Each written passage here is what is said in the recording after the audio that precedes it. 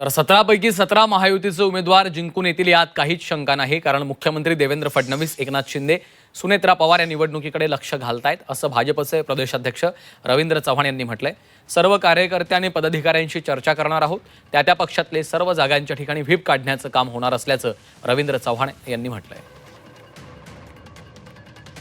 17 उमेदवार महायुतीचे हे जिंकून येतील यात काही शंका नाही, कारण आदरणीय देवेंद्रजी असतील, एकनाथराव शिंदेजी असतील, सुनित्राताई असतील आणि सर्व महायुतीचे नेते जे आहेत या निवडणुकीकडे स्वतः लक्ष घालत आहेत.